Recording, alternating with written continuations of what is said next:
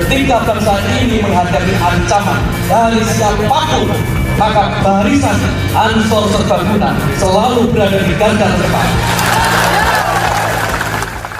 Ada tokoh yang lama pergi tiba-tiba datang ke Indonesia, pulang kembali ke Indonesia, dan dia mengatakan sekarang dia sedang menegakkan kejayaan Islam, sedang menegakkan cita-cita Islam. Apa yang mereka lakukan hanyalah menggunakan Islam sebagai kedok, sebagai topeng untuk merebut keinginan mereka menguasai panggung-panggung politik. Jangan pernah percaya dengan orang seperti ini. Jangan pernah percaya dengan orang yang mengatasnamakan perjuangannya untuk Islam. Bagaimana nasib FPI setelah Panglima Besar Banser menjadi Menteri Agama Republik Indonesia? Yang pertama ingin saya lakukan adalah bagaimana menjadikan agama itu sebagai inspirasi, bukan aspirasi. Artinya apa? Bahwa agama sebisa mungkin tidak lagi digunakan menjadi alat politik, baik untuk menentang pemerintah maupun merebut kekuasaan. Presiden Joko Widodo menunjuk Ketua Umum Gerakan Pemuda Ansor sekaligus Panglima tertinggi Banser Nahdlatul Ulama Yakut Khalil Qumas atau Gus Yakut sebagai Menteri Agama menggantikan Fahru Razi. Pria yang akrab disapa Gus Yakut itu resmi dilantik pada hari Rabu 23 Desember 2020 di Istana Negara, Jakarta Pusat. 1. Saudara Yakut Khalil Qumas, Menteri Agama. Sekretaris Umum FPI Munarman pun merespon dilantiknya Gus Yakut sebagai menak dengan mengutip ayat Al-Quran. Kepada wartawan, Munarman menyebut surat At-Taubah ayat 129 yang artinya, maka jika mereka berpaling dari keimanan, maka katakanlah Muhammad, cukuplah Allah bagiku, tidak ada Tuhan selain Dia, hanya kepadanya aku bertawakal, dan Dia adalah Tuhan yang memiliki ars atau singgasana yang agung. Saya berdoa seperti itu saja di tengah kezaliman merajalela ini, kata Munarman seperti itu. Dia pun mengaku pasrah perihal dampak bagi FPI usai Jokowi menunjuk Gus Yakut sebagai menak. Terserah mereka saja, ucap dia. Dan sementara itu, Wakil Sekretaris Jenderal Persaudaraan Alumni PA 212, Novel Bahmukmin, berharap dengan dilantiknya Gus Yakut menjadi Menteri Agama bisa membawa pribadinya mempunyai jiwa pemersatu dan sudah tidak lagi bergaya preman dengan membuat pernyataan gaduh dan adu domba. Perlu diingat bahwa Menteri Agama hal yang sensitif dalam hal-hal yang menyangkut perbedaan politik, karena Menteri Agama saat ini dari kalangan politik, bukan dari unsur profesionalisme, sehingga akan kentara nanti apabila jabatan atas nama agama ini diselewengkan untuk kepentingan pribadi dan golongannya, kata Novel seperti itu. Dan di sisi lain, angin segar untuk kelompok minoritas.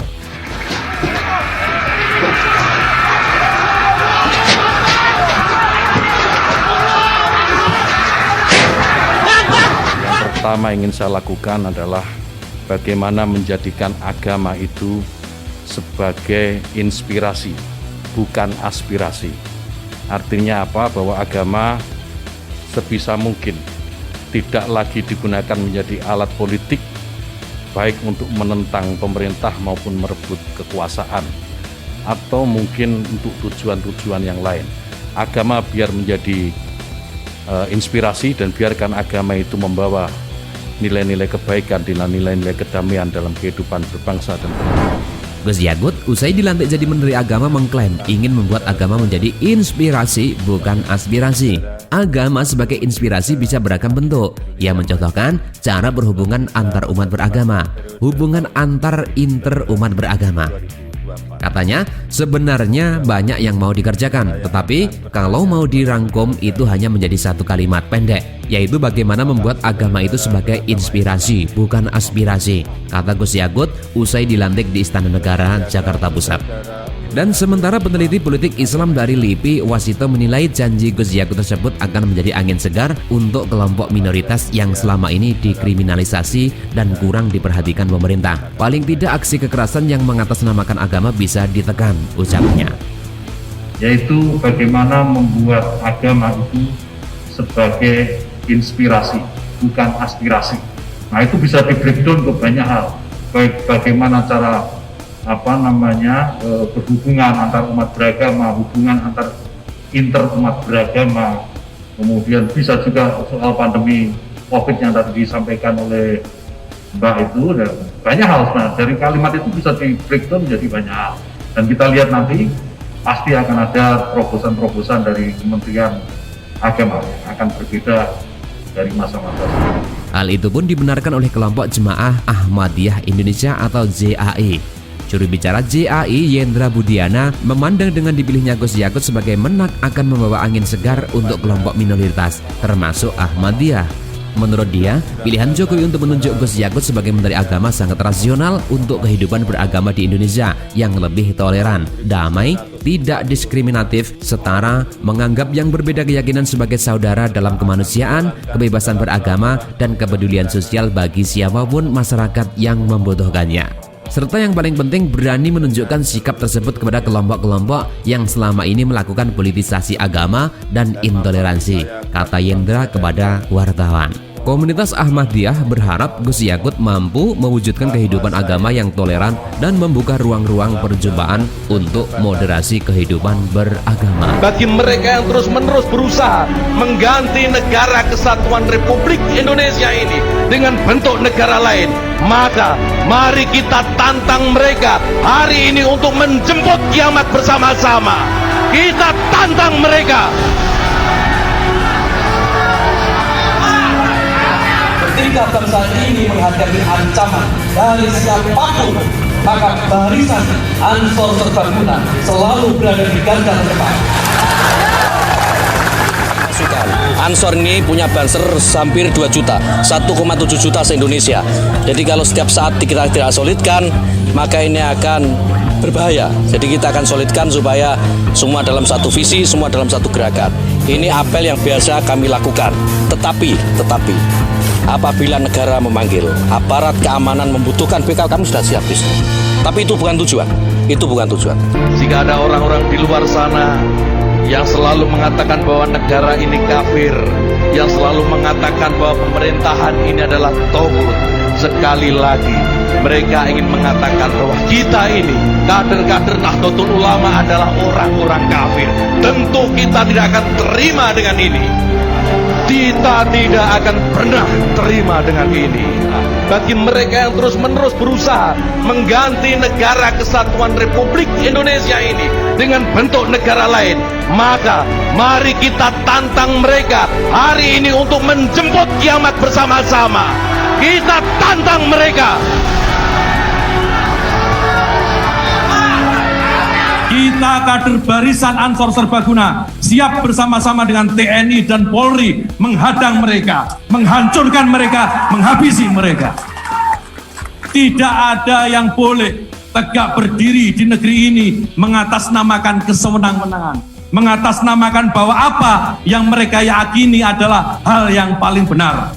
Mereka yang menganggap bahwa agama yang mereka yakini adalah agama yang paling benar, sementara yang lain adalah salah. Oleh karena itu perlu diperangi. Maka mereka kita pastikan akan berhadapan-hadapan dengan kader-kader gerakan Banser, gerakan pemuda Ansor, dan barisan Ansor Serbaguna.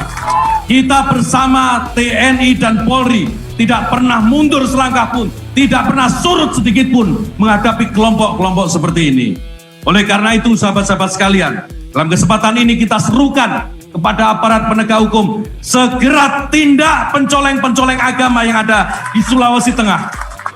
Mereka yang membunuh saudara-saudara kita di Sigi, segera tindak. Aparat keamanan tidak boleh ragu. Jangan takut, barisan Ansor Serbaguna dengan 7 kader yang ada di seluruh Indonesia siap berada di sebelah kawan-kawan TNI dan Polri untuk menindak mereka. Sahabat-sahabat sekalian, siap bersama-sama TNI dan Polri mengamankan negara ini. Siap mengamankan negara ini dari pencoleng-pencoleng agama bersama TNI dan Polri. Sahabat-sahabat sekalian, hari ini juga ada kelompok-kelompok yang mengatasnamakan agama. Mereka mengatakan bahwa apa yang mereka lakukan ini adalah memperjuangkan kepentingan agama. Ada yang mengatasnamakan Islam. Ada tokoh yang lama pergi tiba-tiba datang ke Indonesia, pulang kembali ke Indonesia, dan dia mengatakan sekarang dia sedang menegakkan kejayaan Islam, sedang menegakkan cita-cita Islam. Sahabat-sahabat sekalian, jangan pernah percaya dengan orang seperti ini. Jangan pernah percaya dengan orang yang mengatasnamakan perjuangannya untuk Islam.